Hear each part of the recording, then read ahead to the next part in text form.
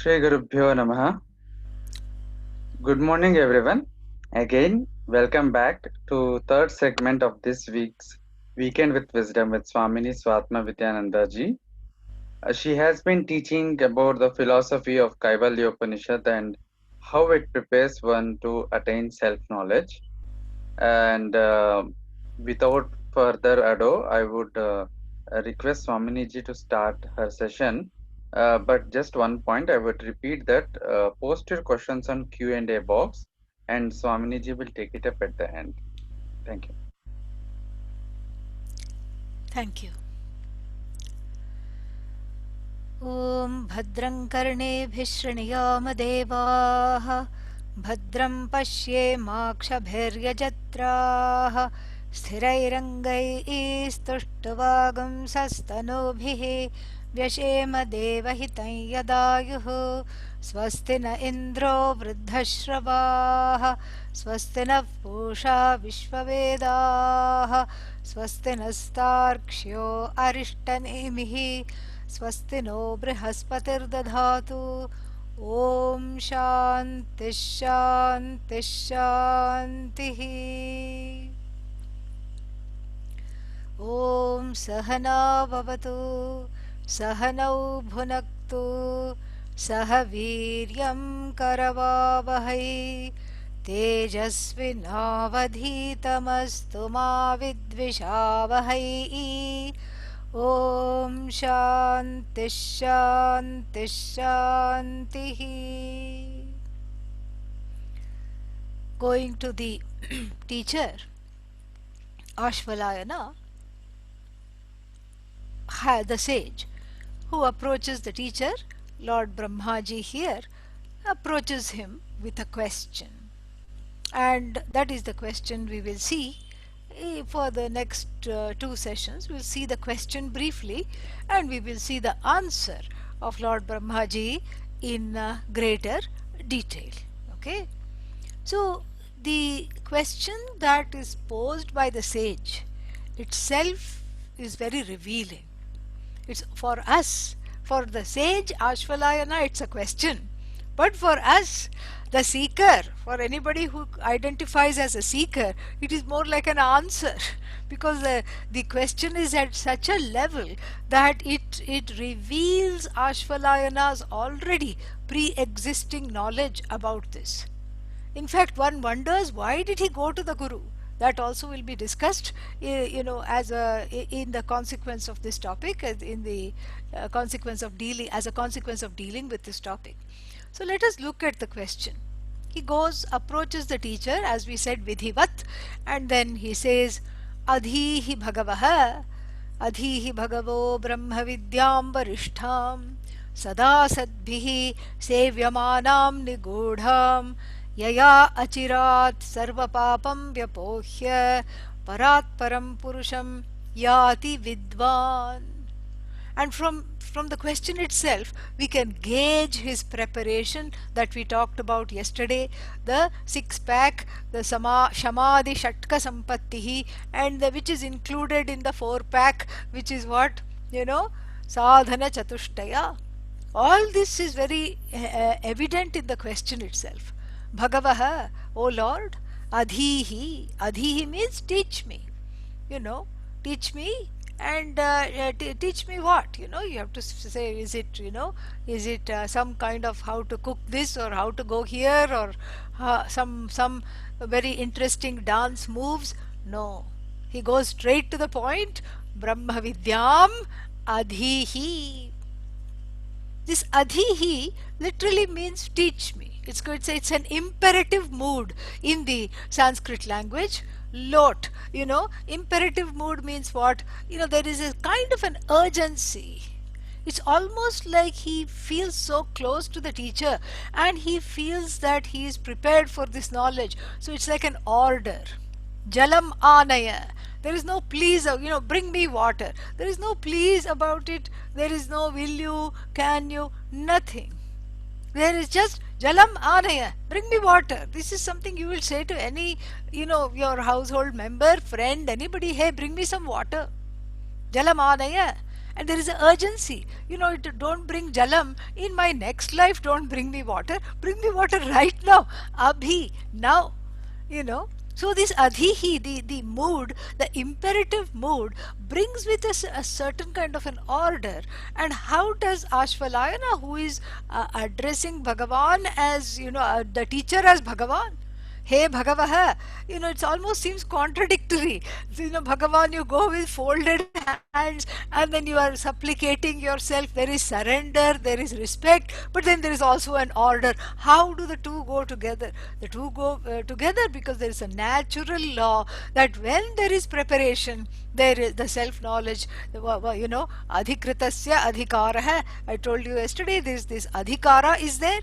The person is a candidate for knowledge, self-knowledge, and the person here, the sage Ashvalayana, has no doubt about his qualifications, about his candidacy, and with great confidence he says adhihi. Another meaning of adhihi, there is an urgency. Teach me now, because I can't stand this self-ignorance even for one more second. Right now I want it.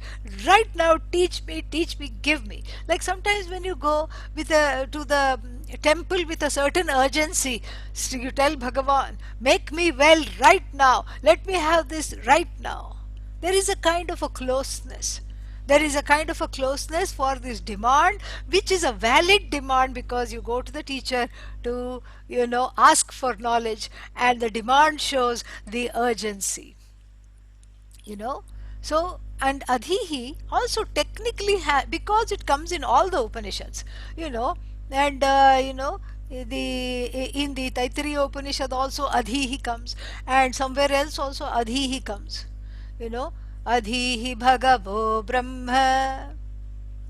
Then who says this? Bhrigu says to his father, Bhrigur vai varunihi varunam pitaram upasasara.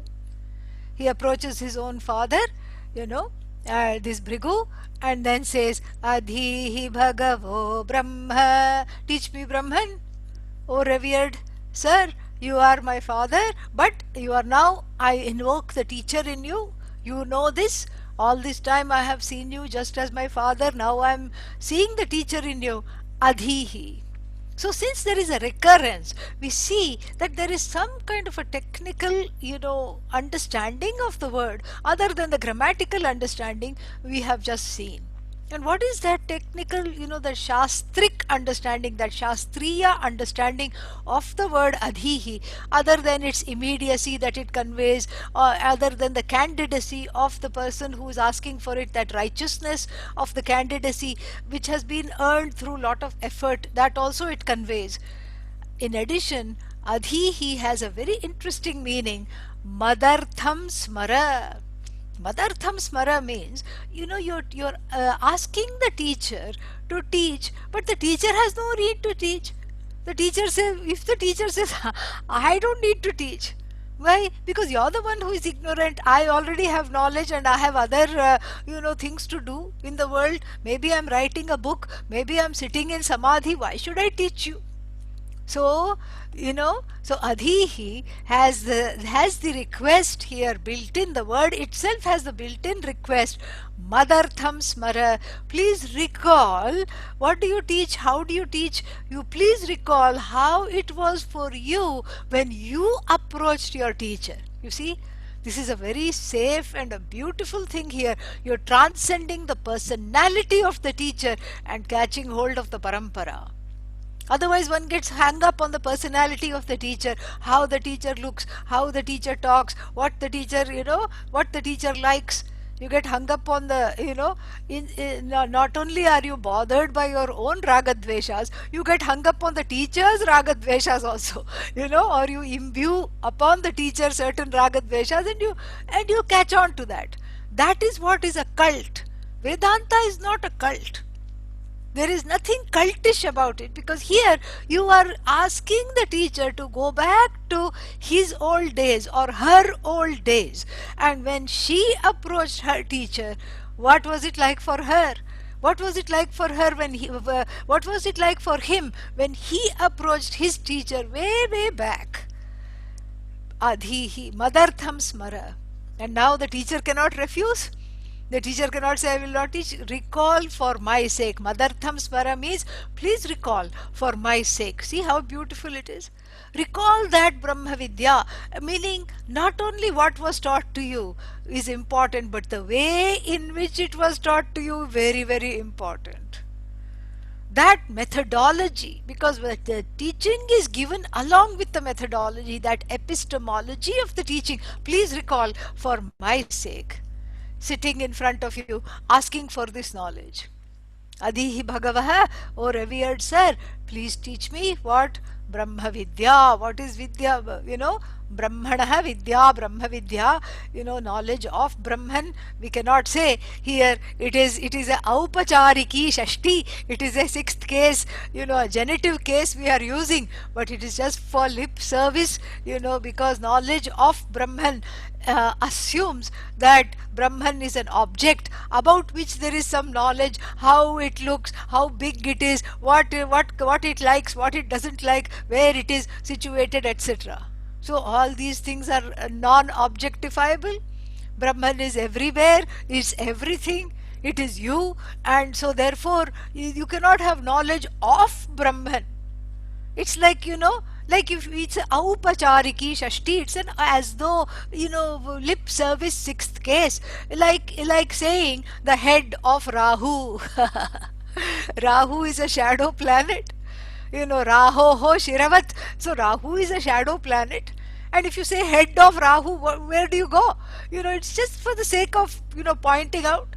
Rahu is all head, or the tail of Ketu. The Ketu is all tail, Rahu is all head. So still we say head of Rahu. Similarly, the knowledge of Brahman, the sixth case here is as though it is the knowledge that is Brahman. Brahman is all knowledge.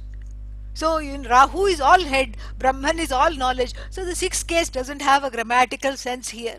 So therefore, that Brahman which is not objectifiable, which is the truth of myself, which is, unfolded by Vedanta, please teach me that. And then he knows something more about this knowledge. He says, what kind, and there are words that qualify this knowledge. Varishtham brahmavidyam adhihi. Please teach me that knowledge which is Varishtha, the most exalted knowledge. Paravidya.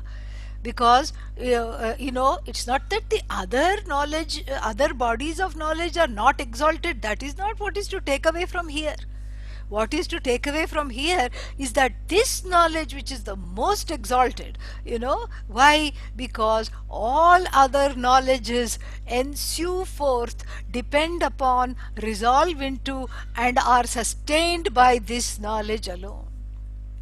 So this knowledge, is by itself self-standing, svatah siddha. This knowledge which really ends up in the statement, I am. That is what the knowledge. I am. I exist. This is the knowledge, self-standing knowledge. You don't have to ask somebody else, do I exist? And then if I ask, what is the proof that you exist? You say, I know I am. That know here, we unqualified by, a particular knower. You don't need a particular operation of a means of knowledge to understand that you exist. You don't need eyes, you don't need ears, you simply know. That knowing that you are a being, you are an existent being, that you are a knowing being. And how long are you a knowing being? Now, forever you are a knowing being. Endlessly. This is what is Satyam, Jnanam, Anantam. This is what is Satchidananda.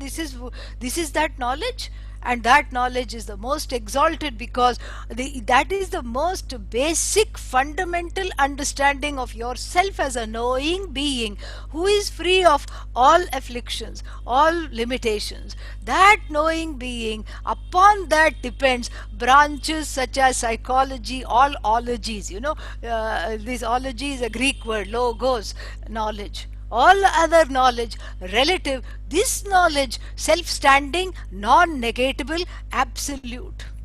All other knowledge relative, empirical, this knowledge is paramarthika, absolute. So therefore it is varishtha.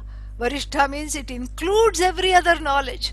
Every other body of knowledge is dependent upon I am, I am a knowing being, and then now I know psychology as an object, now I know geography as an object.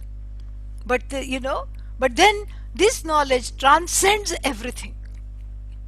It includes everything, but it is not any one thing in particular. It lends its sustenance, satta, spurti, it lends its very being to all other knowledges, but itself is apart. There's nothing like it. It is kevala. That which reveals yourself as Kaivalya. Of course it has to be Varishtha, the most exalted knowledge that there is. Please teach me that. And then he knows also the outcome of learning this knowledge.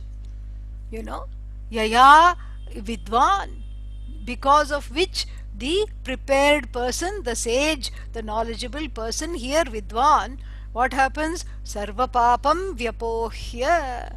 Vyapohya means having cast off. Sarva papam, all the papas are gone as a result of this knowledge. Ayyo, I didn't know this. I thought the knowledge gives me, the knowledge gives me freedom from samsara. I didn't know that it takes away papa. What is samsara? Huh? Papa. Every day papa is manifesting in so many forms.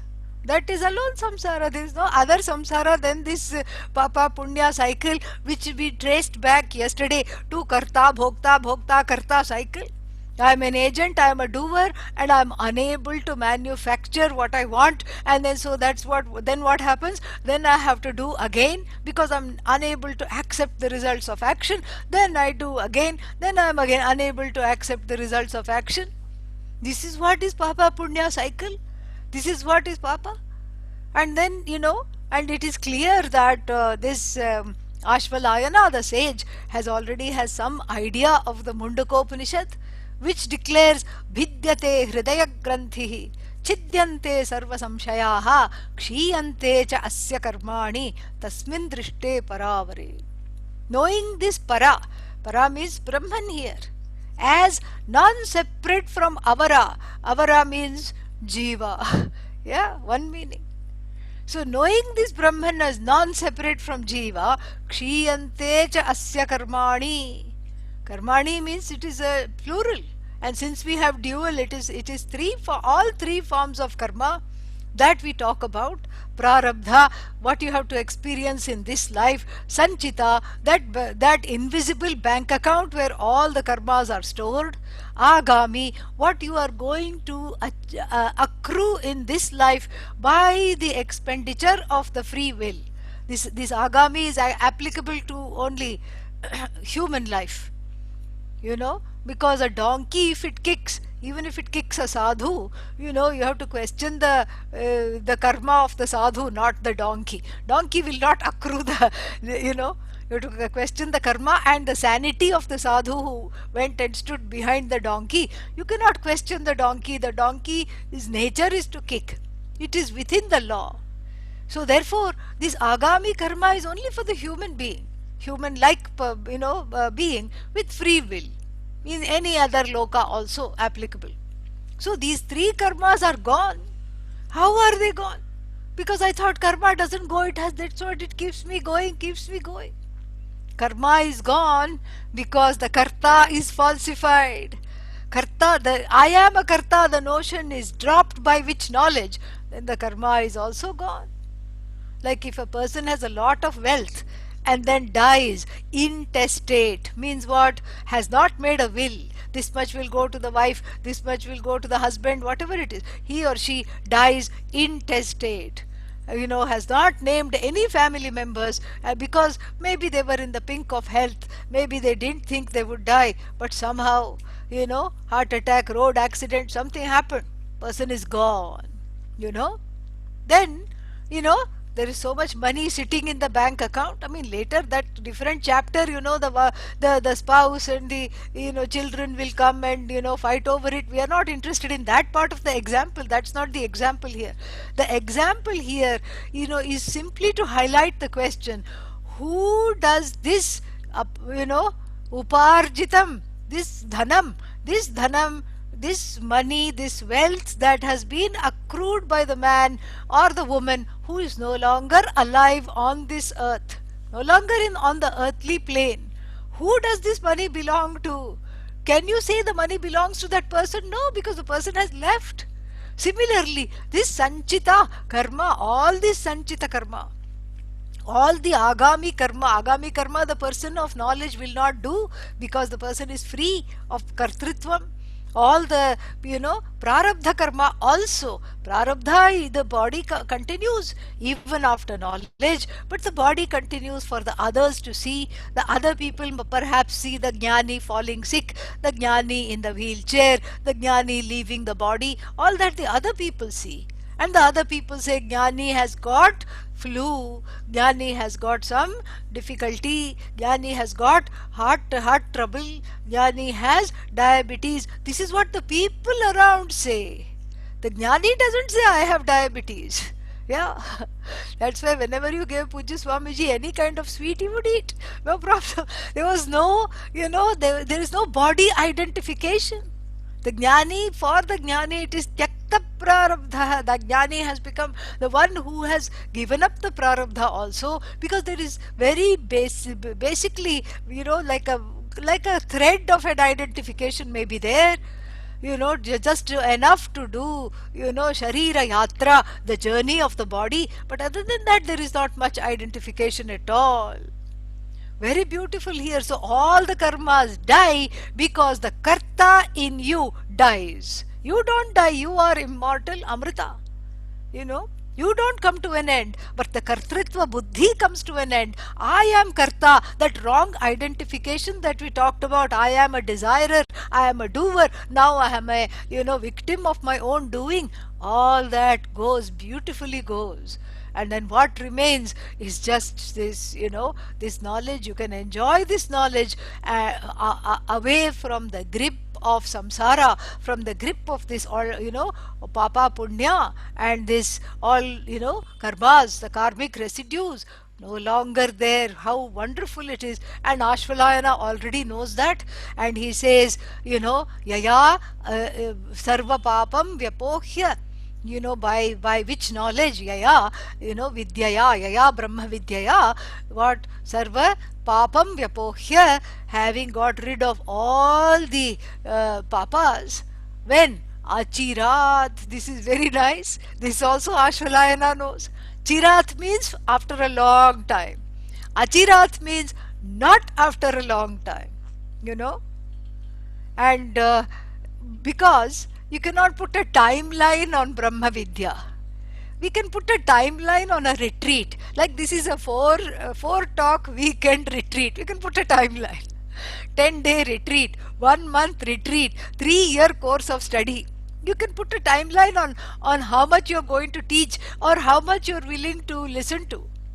But you cannot put a timeline on how long it is going to take for one to understand and assimilate this knowledge. Why? Because it is not dependent. As I told you, this is not an, the knowledge is not an event, that is self-knowledge is not an event that is happening to a self, so that you can have, some sadhus celebrate this. I don't know why. It is silly. Some sadhus celebrate Enlightenment Day. On this day I got enlightened. Ayyo. This is not needed. This is completely unnecessary. Because this assumes that, that before this there was ajnanam, and on this day there is jnanam.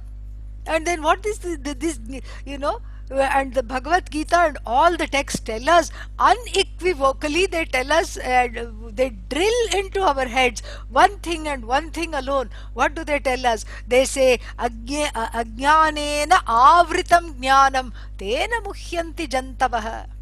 Bhagavan Krishna beautifully says in the 3rd chapter, that this ajnanam that we talk about is a avarana, is a covering.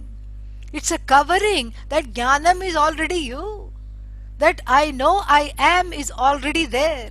But I don't know what I am. I don't know that I am forever. And I don't know that I'm free of papa. I don't know I'm free of all the pains and sorrows. That has to be supplied by the Guru, by Vedanta. But this partial understanding, I know I am and I want to be forever, is already there. So therefore what? The Bhagavad Gita says, Ajnanena avritam jnanam. So this jnanam is eclipsed by this raga dveshas, by self-ignorance, which the broods of self-ignorance in the form of raga dveshas, anyatha grahanam, grasping what is, different from, grasping yourself as a finite entity when that is so far from the truth. And all this, it is avrita, there is avarna. There is a concealment of this jnanam, like even the sun that is covered by fog.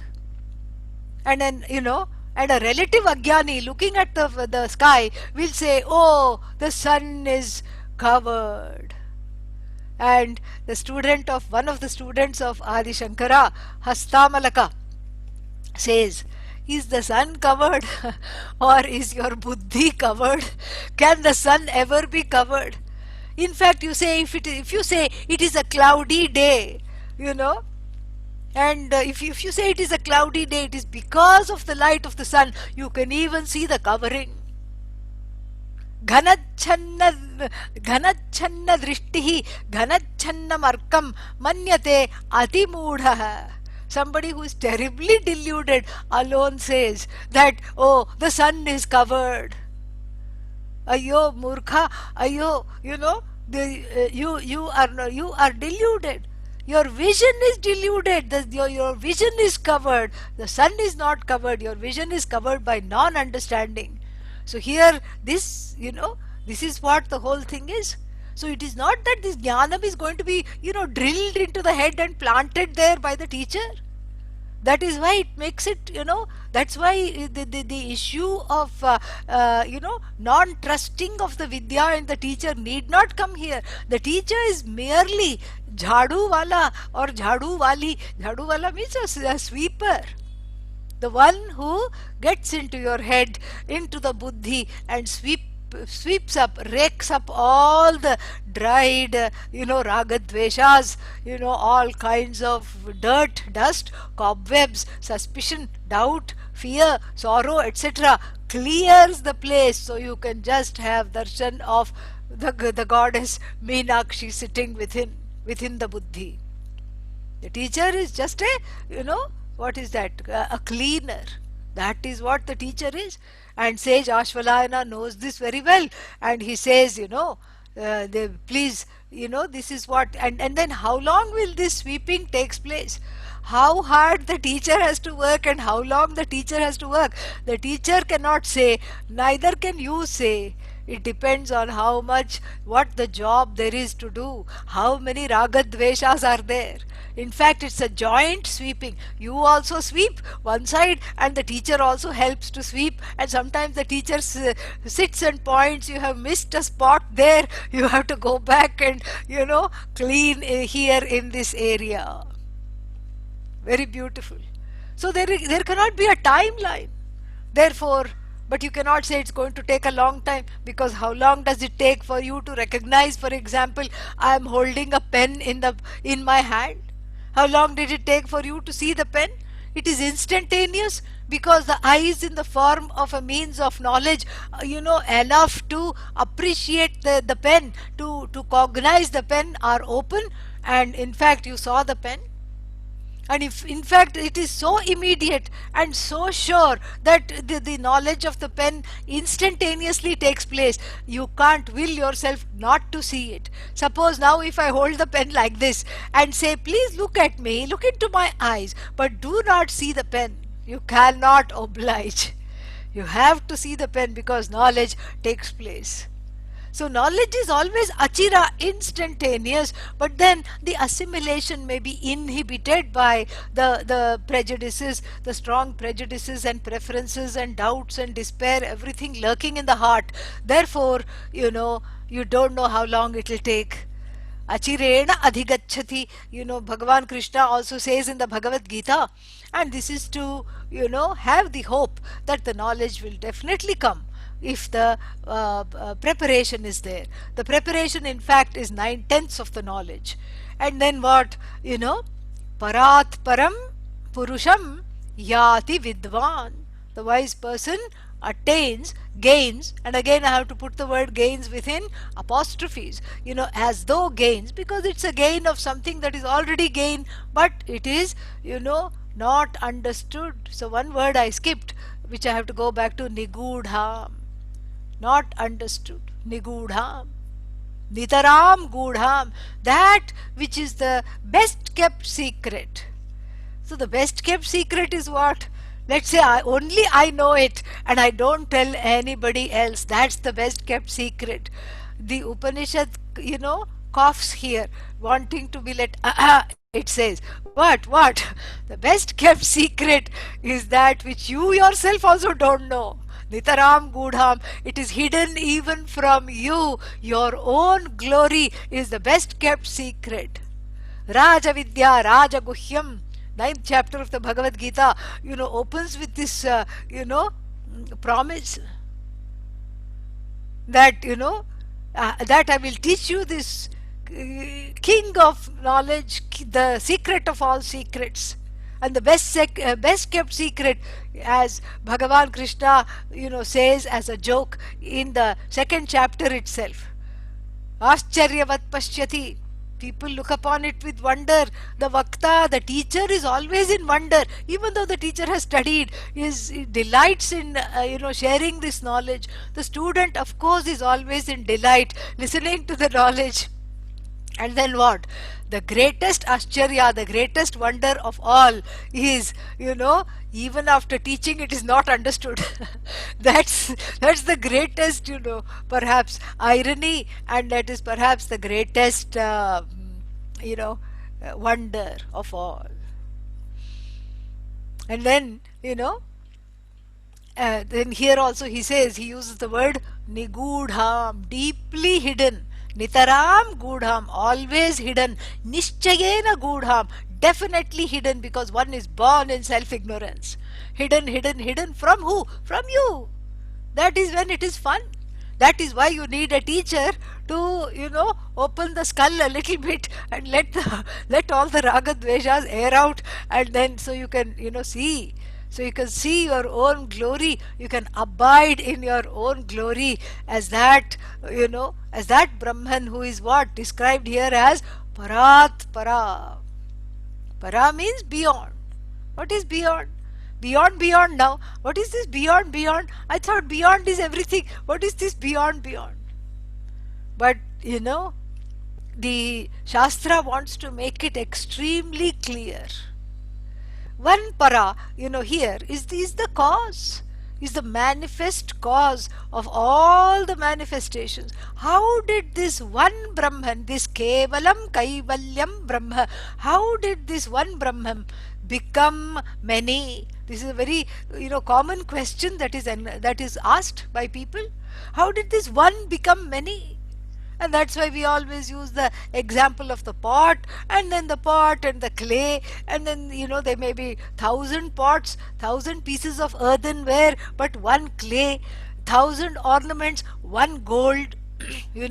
Like this we give the examples to assimilate that, there is no becoming here.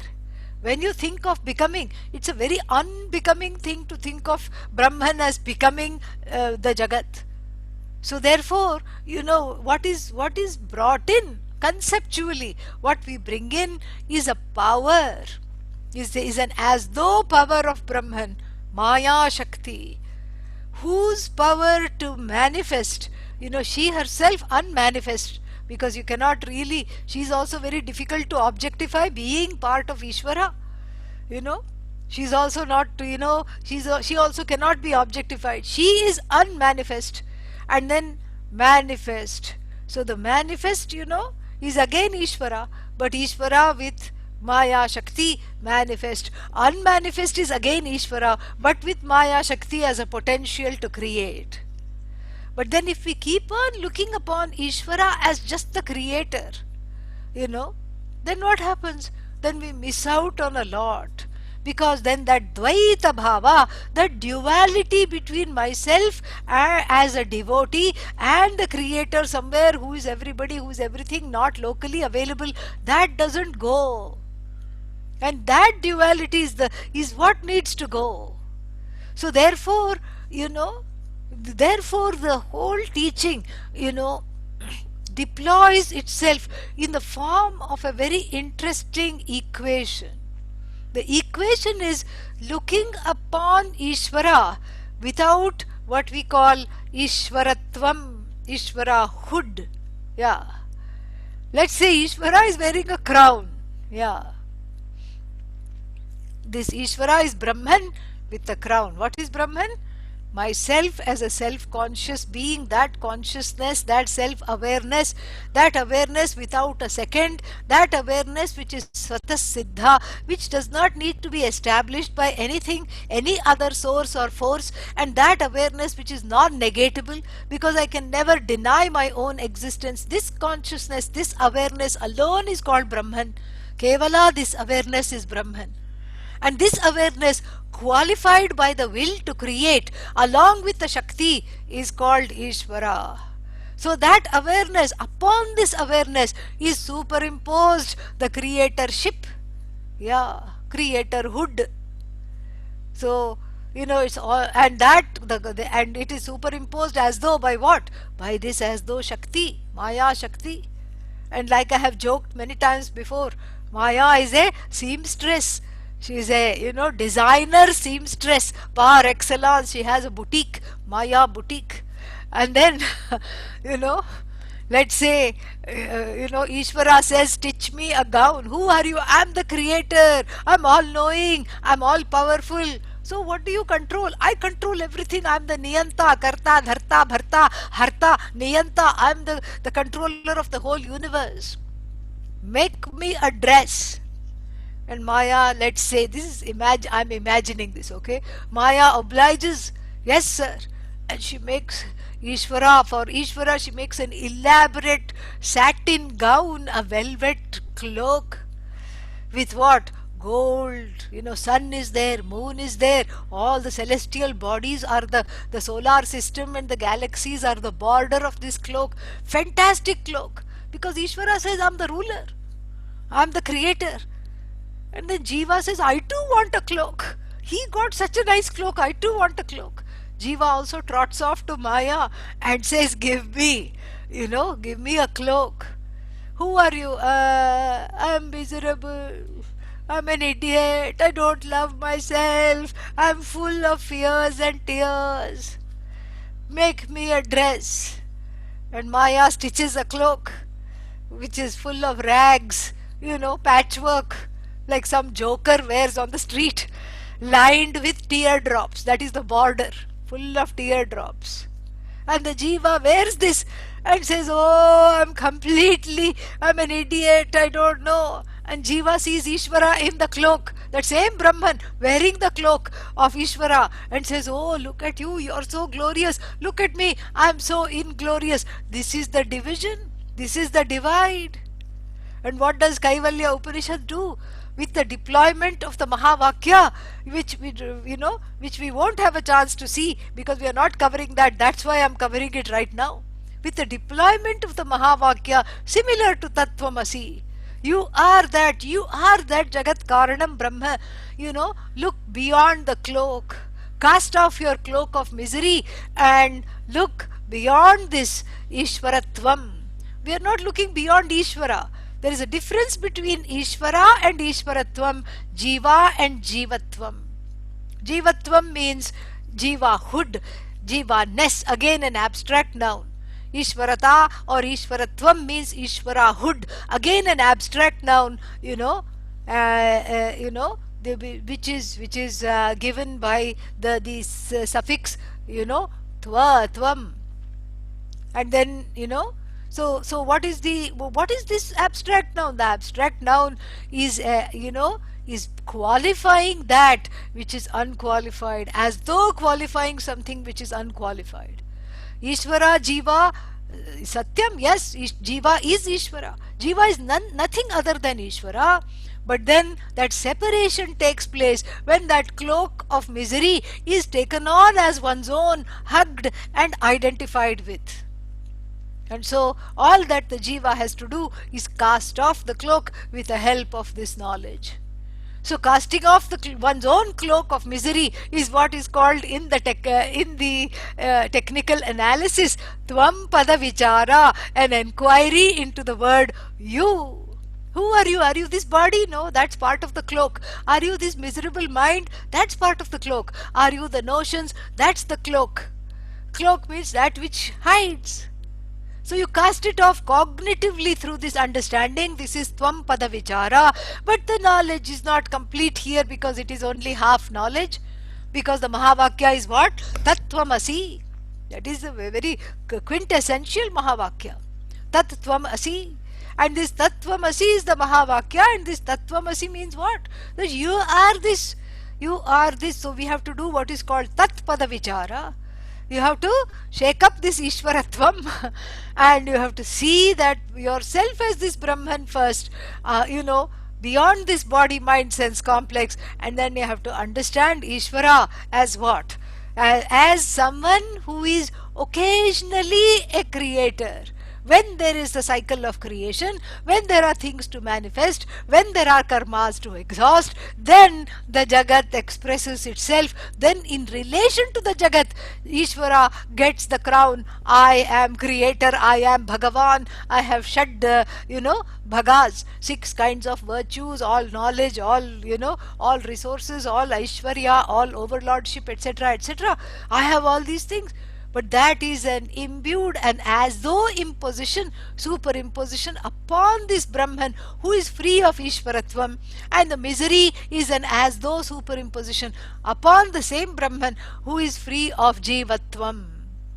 Ishvaratvam is, is mithya, is an as though reality, as a dependent reality. And Jivatvam is also a dependent reality.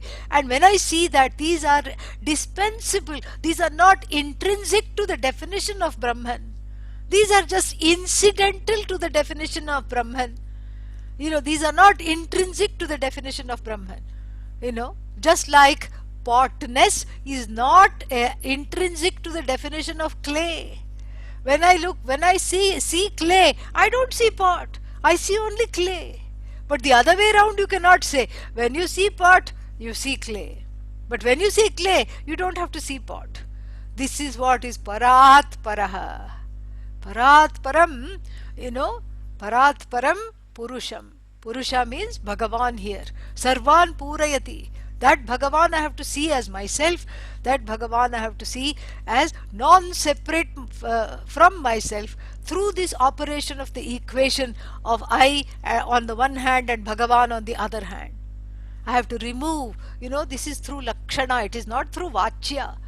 If it is Vachyartha, if it is direct meaning, you are God. Many people think this. That belongs to what is called New Age movement, New Age psychology, And there is some New Age psychology, which is what? This is some kind of a arapore, half-baked Vedanta. And they understand this Vedanta partially. And they will say, oh, this is, I am God. Therefore what? I want to now manifest money. And they will sit and try to do some kapola kalpita, some kind of imaginary, self-thought rituals. And then they cry, why am I not getting money? How come I'm still in the grip of karma? How come I'm going to die? Why am I doing this? Because that understanding is not there.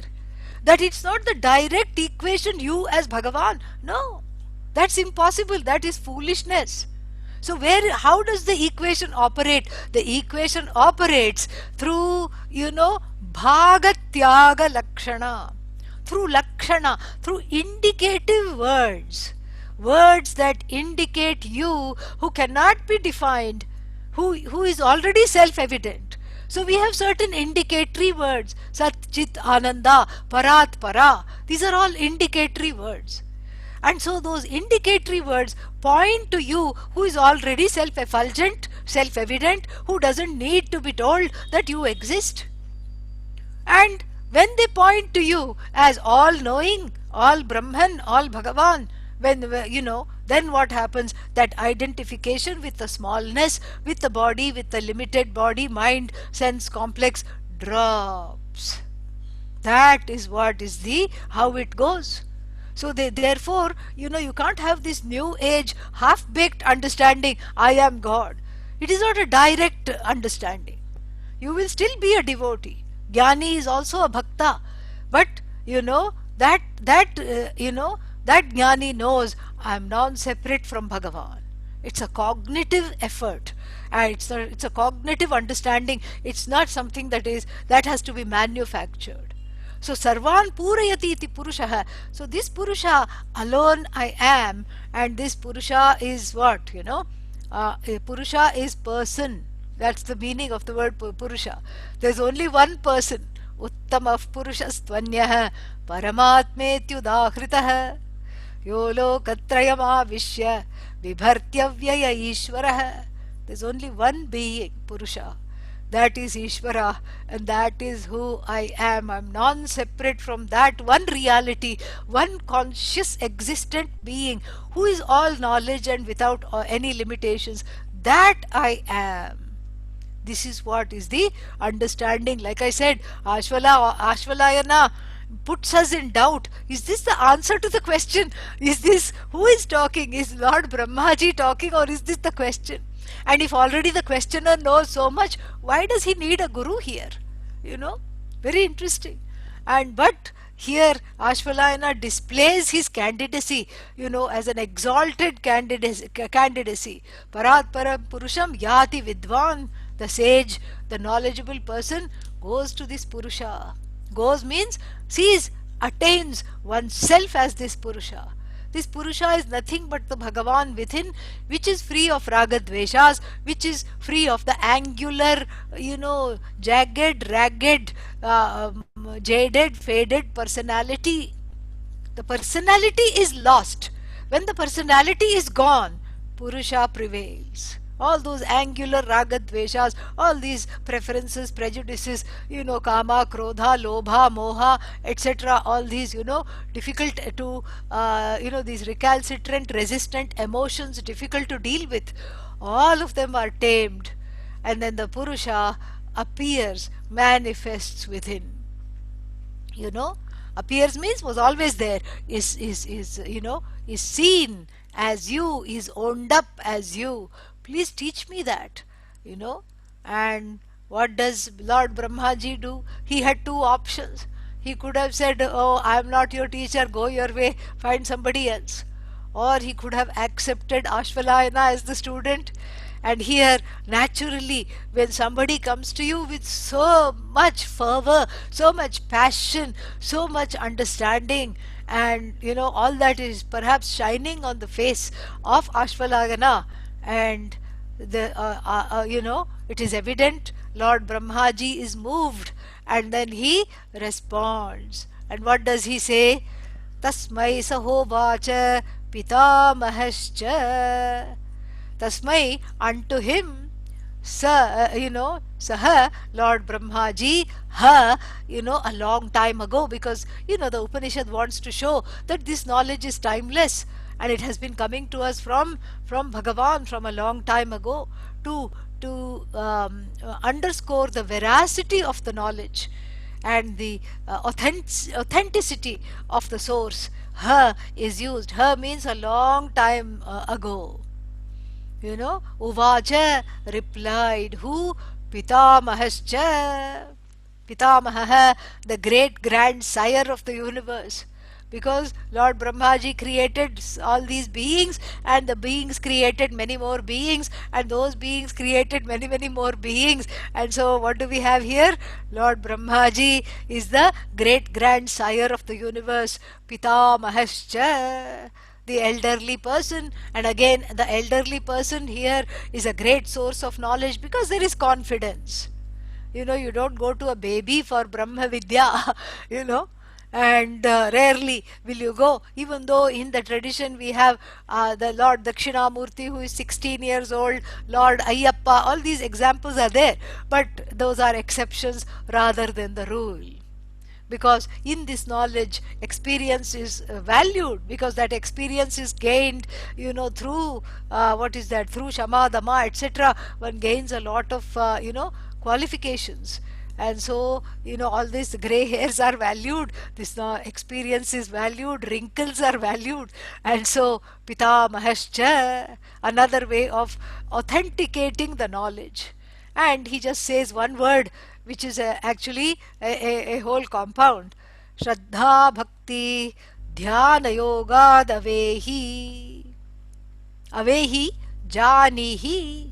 May you recognize, you know, please recognize what? This Brahman, this Parat Param Purusham that you wanted to know, you know, that one who is unafflicted by Maya.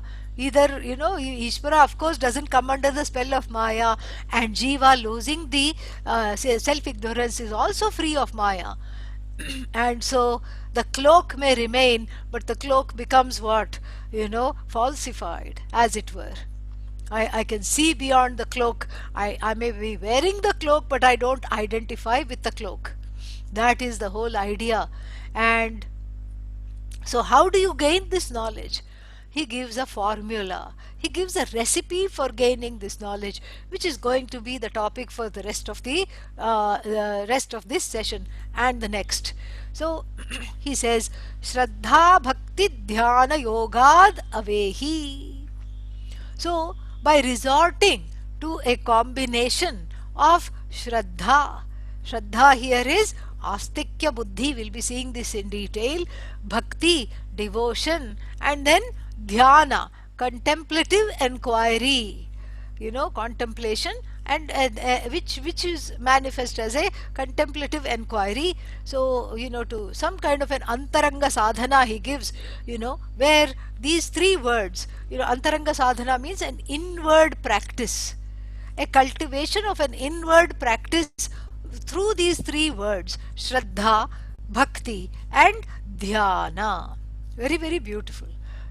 We can go on and on. I mean, in fact, I'll have to shorten everything quite a bit, because this is just an unending discussion. So Shraddha here means, that which is Astikya Buddhi. Astikya Buddhi means the ability to have a mindset that can look upon the Veda, including Vedanta, as an independent means of knowledge. That is what is Shraddha. Please listen carefully. This is what is Shraddha. Shraddha is translated as faith and all. That is just a, colloquial understanding. It's not wrong. But it's a colloquial understanding. To have a complete understanding of what it takes to gain this knowledge, we have to see what this really means. Shraddha means what here? Shraddha means, Astikya Buddhi. Astikya Buddhi is not a belief. It's the attitude with which I look upon the Veda. And we saw in the first class itself what is the attitude with which we have to see the Veda. We have to see the Veda as a source of absolute and relative hitam. Relative hitam, first portion of the Veda. Absolute hitam. Hitam means well-being and comfort for all. Hitam is, absolute hitam, knowing oneself as free of needing any hitam.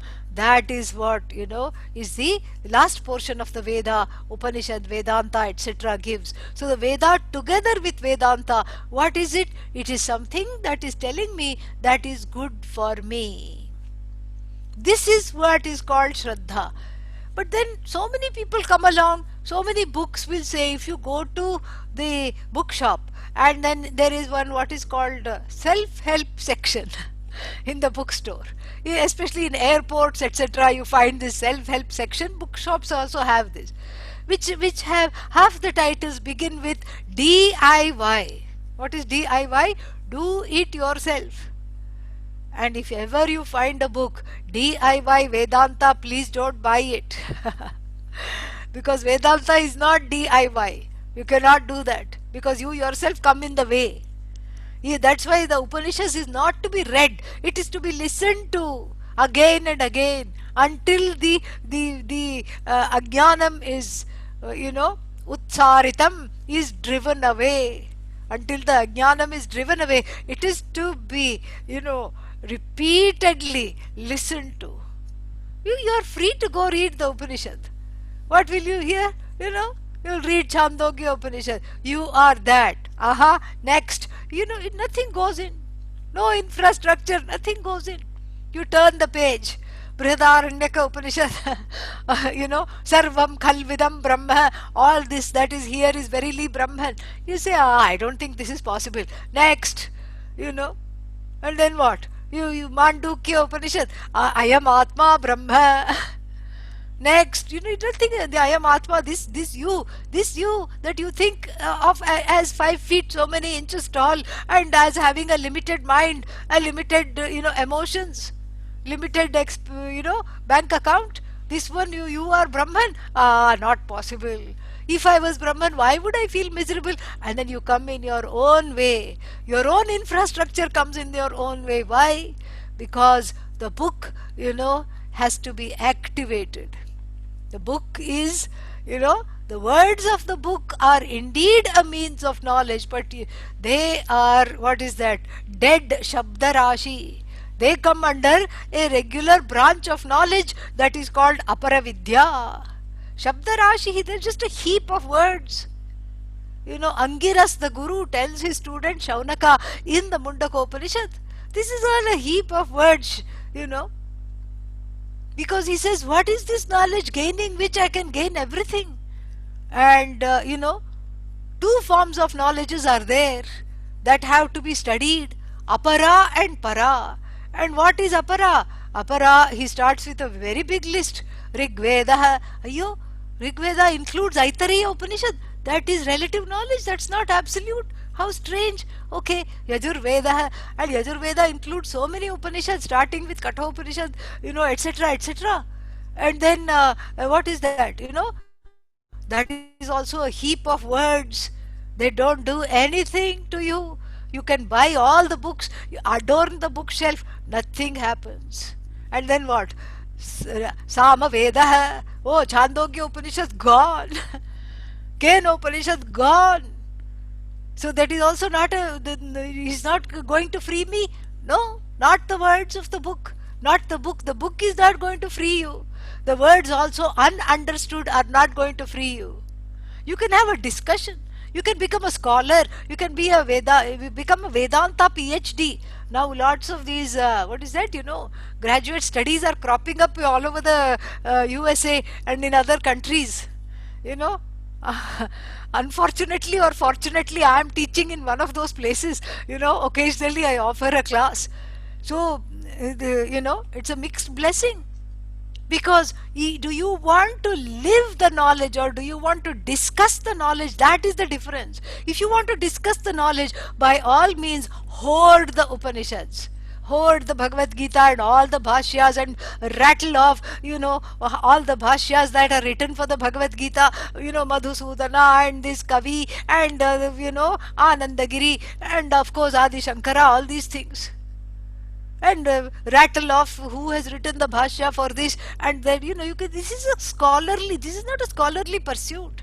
A scholarly pursuit treats Upanishad as a different branch of knowledge than you. Then you start counting how many times the word Ishvara comes, and is Durga a tribal deity or an Upanishadic deity? Who cares?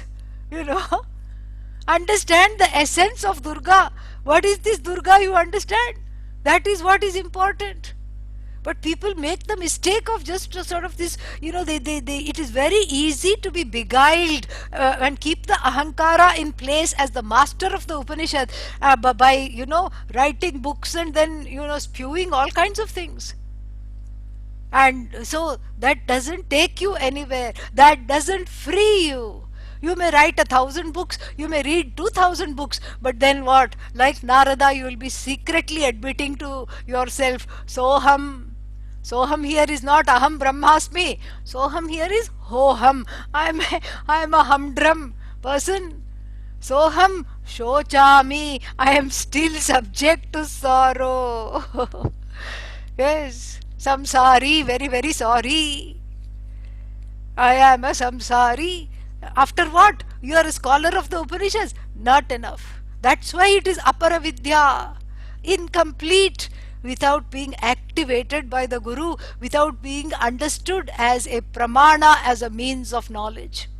So the words of the Upanishad are activated by the teacher, because you come in your own way when you read it. So therefore Shravanam, listening to it, becomes a sadhana, the mukhya sadhana, the primary means of knowledge to understand this. Because it's very confusing, and this is where Shraddha comes in. It is very confusing because I feel like I'm a knower. I know this pen, I know that it has a little point and it's a medium point. Some ball points are very small point, this is a medium point. And sometimes you use the pen for calligraphy, it has got a thicker point. All these things are there. I know the pen, I know the computer, I know the I know this, I know that. But the knower is still in place, correct? And so there is a subject object difference. So what do I have as in my hands as a means of knowledge? I have a few what is called Mula Pramanani. What are these Mula Pramanani? These Mula Pramana means the primary, ways of knowing are the five sense organs, which is called as one means of knowledge.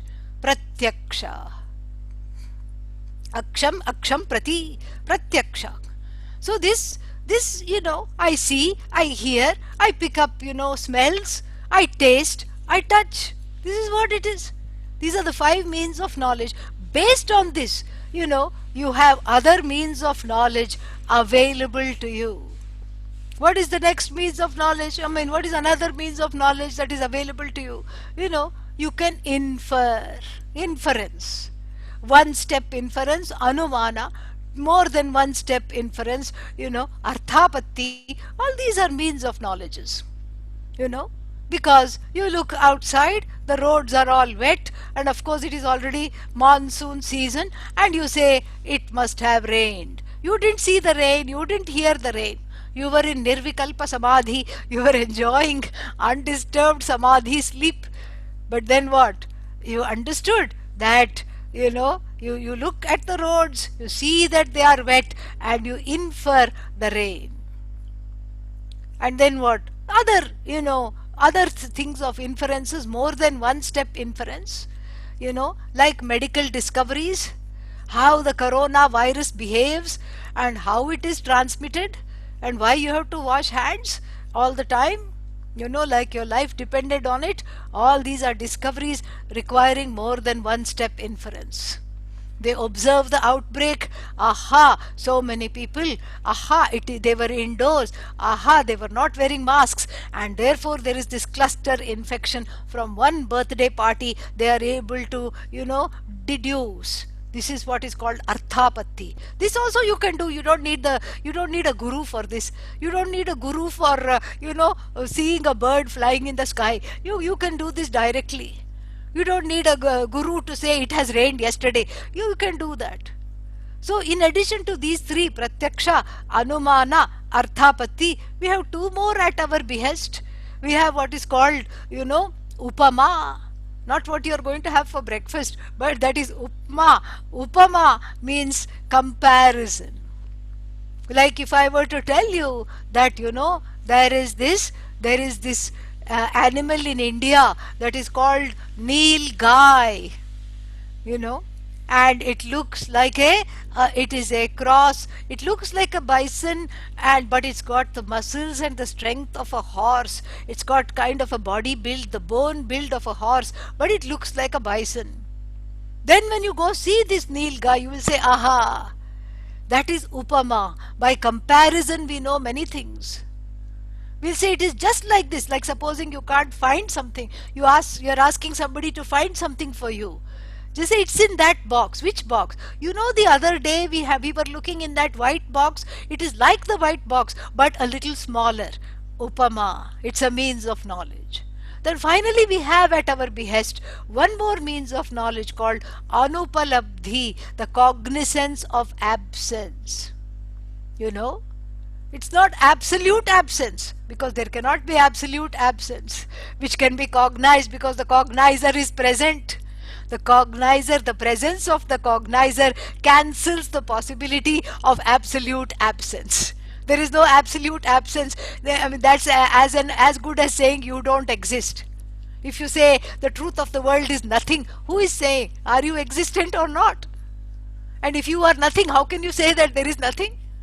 If you are nothing and nobody, you cannot cognize nothing. If you cognize something, if you cognize nothing, there is the presence of something, and that something is you. Therefore, we don't have a word for zero. The zero reveals the hero, that is you. We have a word for zero, which is pujya. Shunya is there, but that is, that is not used in the shastra.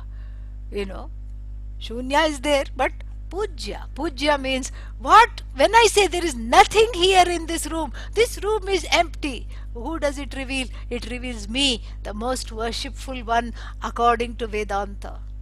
So beautiful, even in the language we have this oneness. We have Kaivalya in the everyday language. This is not something to be scoffed at, something to really assimilate.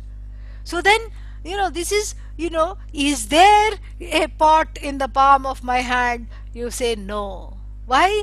Because you don't see the absence, but you know pot, you know the palm of hand, and you don't cognize the pot where I say it should be. So these are the 5 means of knowledge. How are you going to use this to know yourself? You can't, pick up a smell of yourself, Body may have certain smells, but you can put some scent and say, okay, I smell like a rose, but Atma doesn't have, doesn't smell like a rose. Atma doesn't have, what is that? Atma cannot be seen, cannot be heard. So the pratyaksha is gone, all 5 sense organs gone, mind gone, vak gone. Vak means speech, speech is gone. It is not describable. Yattadadreksham agrahyam avarnam agotram apani padam. It doesn't have feet, it doesn't have hands, it cannot be described. It cannot be, it doesn't have a form.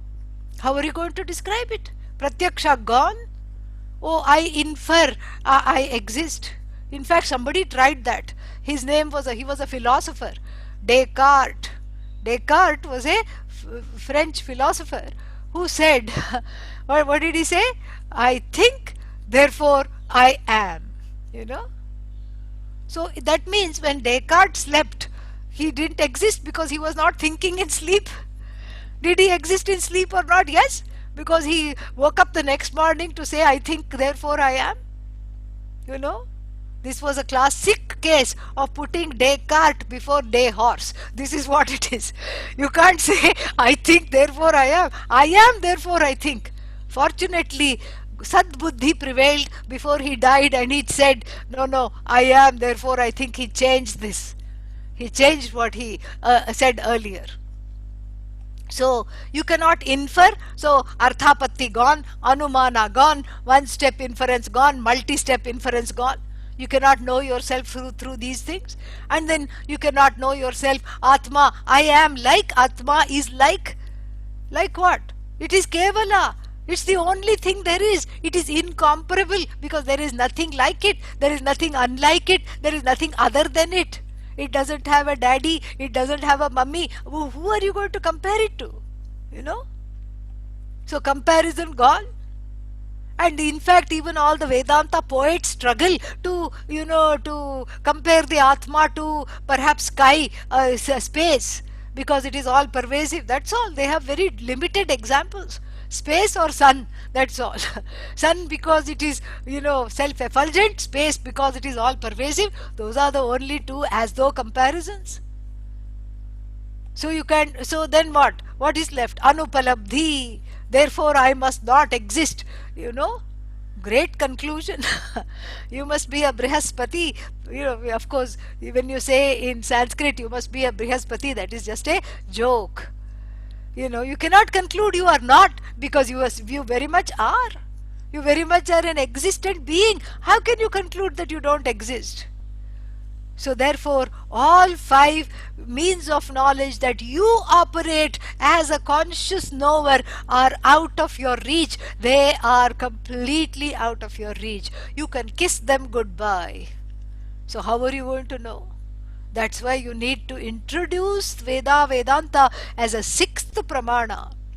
Shabda Pramana, whose what is that, deployment through somebody who handles the Pramana, a qualified Guru who handles the Pramana, unfolds it to you, then only you see it. Because the Guru takes the ahankara out of the way, and teaches you despite your own resistance. Teaches you despite your own resistance, with compassion. With compassion, because that Guru had gone through the same thing. It is not that the Guru sat under some tree and got the knowledge by itself. The Guru did the hard work of processing the pain, the sorrow, the fear, and going to the teacher and working, and that the same, Tadeva Margena, through the same road the Guru is going to lead you. That is why you need the teacher, and the attitude of surrender to the teacher and to the Veda as a pramana, as an independent means of knowledge, is Shraddha. This is what is Shraddha.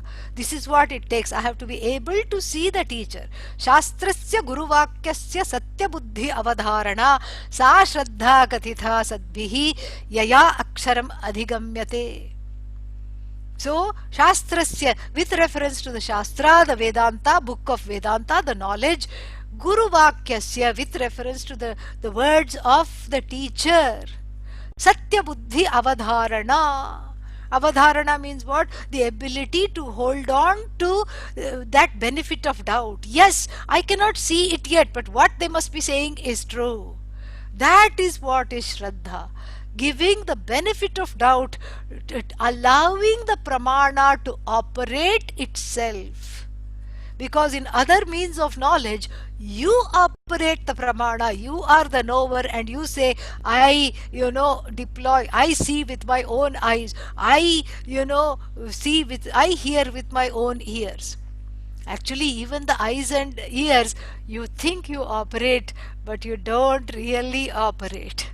Like I told you, if I put this pen here and say, please look at my eyes, but don't see the pen, do you have a choice? No.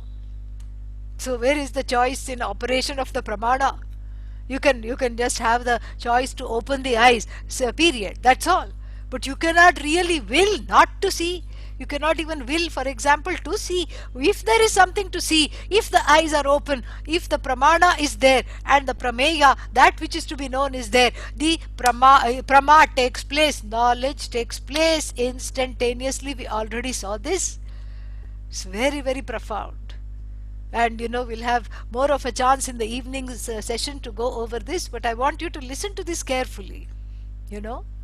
And this is very important, extremely important to understand that this knowledge, this pramana is something where I have to let go of agency, kartritvam. Yes, it is very confusing, because where is the knowledge taking place? In the mind. In whose mind? Not the neighbor's mind, my own mind. Because I approach the Veda, I approach the Guru, I am sitting in front of the Guru, and the Guru is teaching me. So I approached, the Guru, and so then it is taking place in my mind.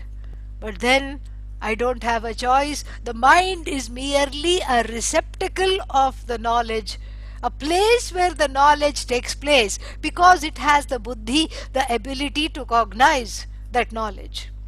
The mind is not an agent of knowledge. The moment we make the mistake of seeing the mind as an agent of knowledge, the knowledge cannot take place. Yato vacho nivartante apraapya manasa saha.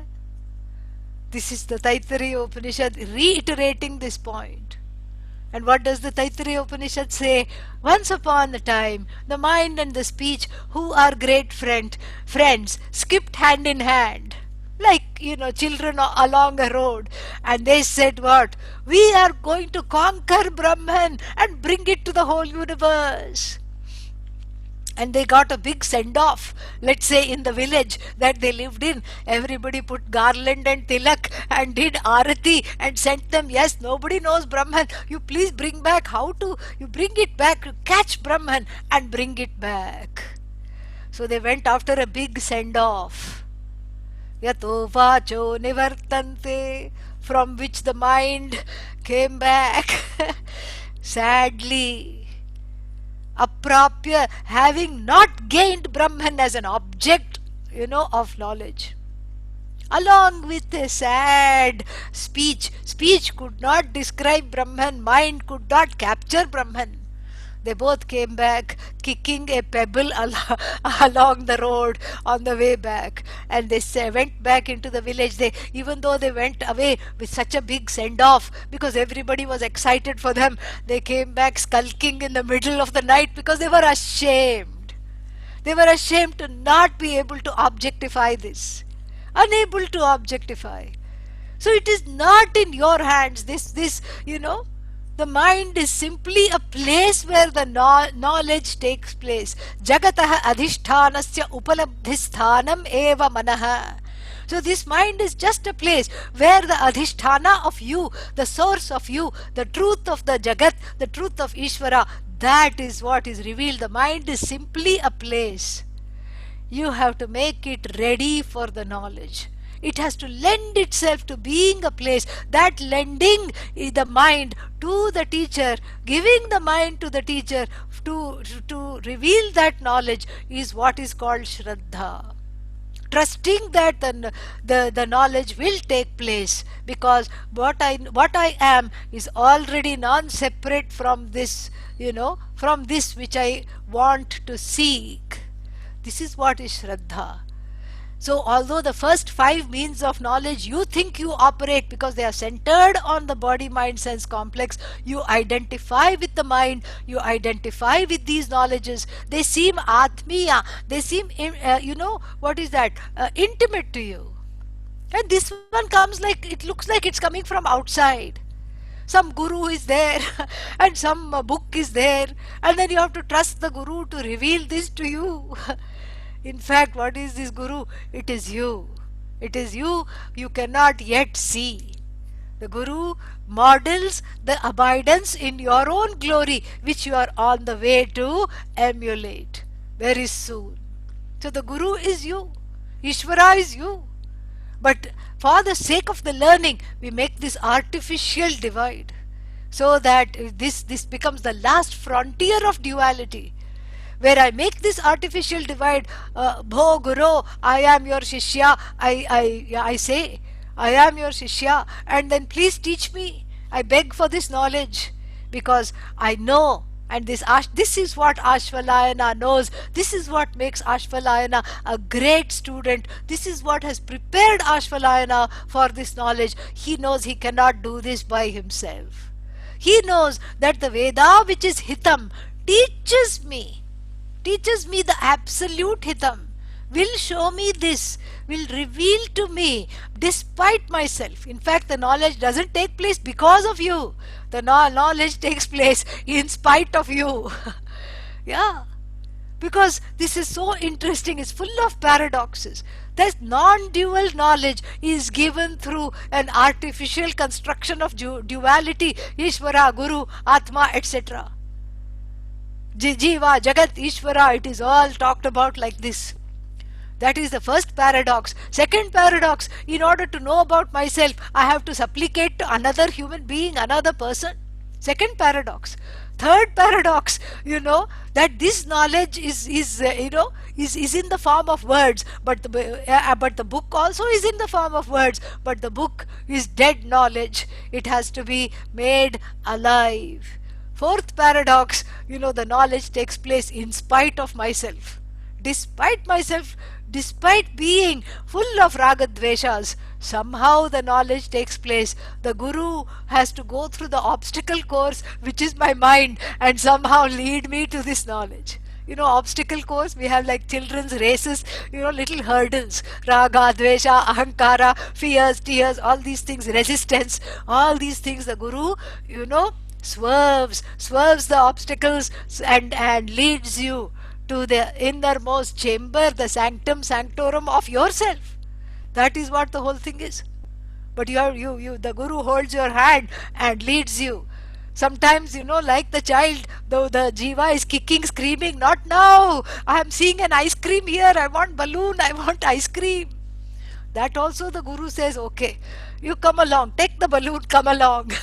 Guru says, doesn't matter, because the guru knows without balloon this person will not come along.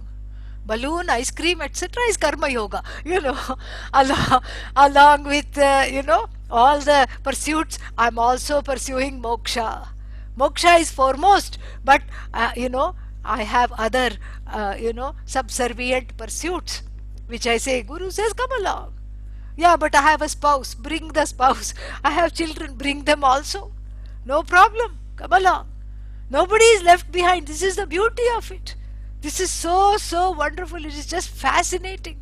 This is Shraddha, the ability to trust that in this obstacle course, which is my head, the Guru will still find a way through in this cave, in this guha, full of stalactites of doubts, stalagmites of despair, and the bats of division which are flying around. I will still I will still have darshan of myself as Bhagavan.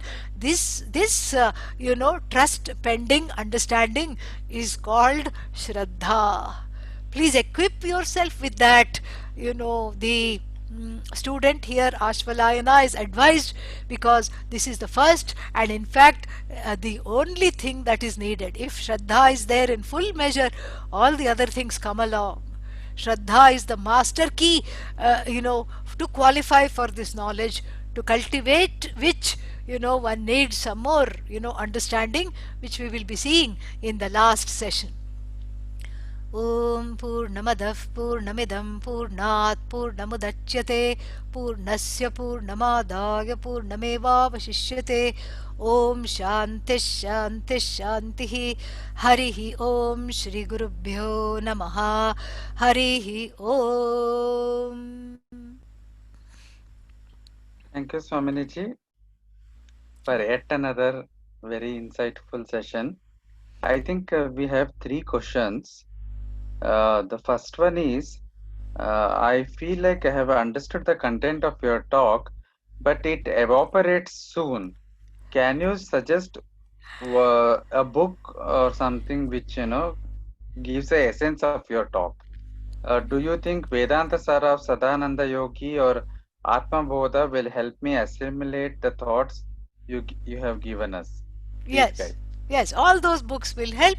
You can please read, but as I told you, this is not ye shravan karna hai. You have to listen repeatedly. Listen to other talks. There is one, what is that? I have one, what is that? Indica Academy has been kind enough to give me one live stream site where all the talks are archived, So I'm going to write the address of that in the chat pod, so you can listen to any what is that? Any text that you feel like. All the things are there, so you can look at that, and I will also write the website. You can go to the ashram website also. Listening is key, because reading you get in your own way. Reading, what happens, you whatever, you doubt yourself, you second guess yourself, and you keep saying I know, and you gloss over the things. It is not possible to gain this.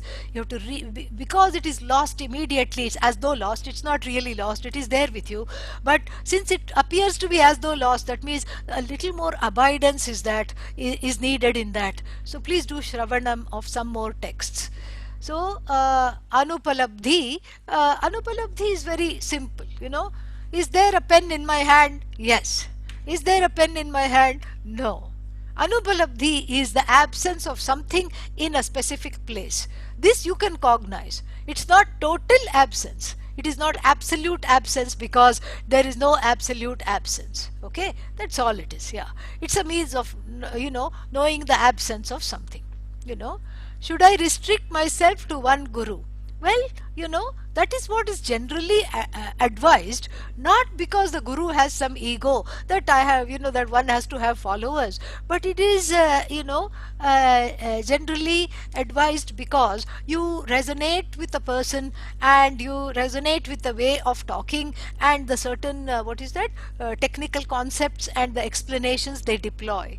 Because sometimes if you listen to too many people, they may all be sound knowledge, they may all be saying the same thing, but you don't feel like you don't you may get confused.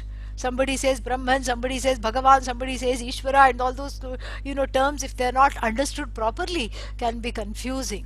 So if you are a serious student, it is beneficial to listen to one, maybe two people, one or two people you can just listen to.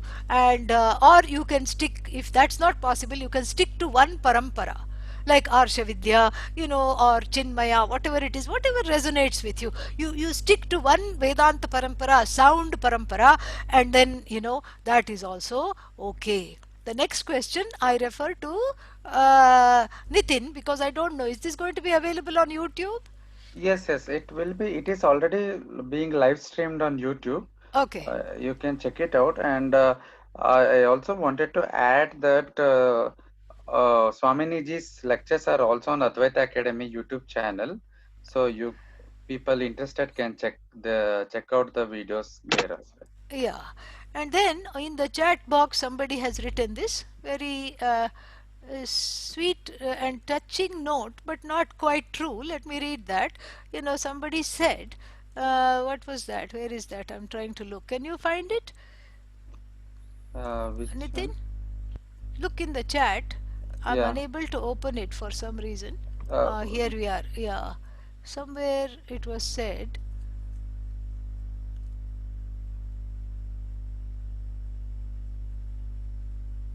Ah, yeah, here it is.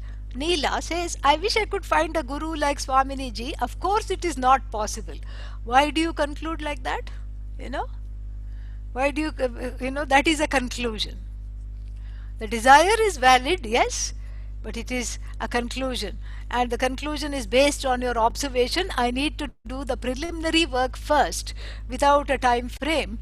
Yes, ideally speaking, yes, but realistically speaking, the adhikaritvam, the candidacy, the qualifications are gained side by side with the teaching. Yes. So, so please continue to do Shravanam. Listen, as often as possible. Listen to this, the teachings, and then it will continue to speak to you. Okay? Yeah. Are there any other questions? that's all, Swaminiji, for this session. Wonderful. Uh, we come to the conclusion of this morning session, and evening we have the final session in this week's Weekend with Wisdom. Please do not miss that, everyone. Thank you again, Swaminiji, Thank for you. yet another wonderful session. Thank you. Shri Om Guru Namah Pyo Shivaya. Namaha. Om Namah Shivaya.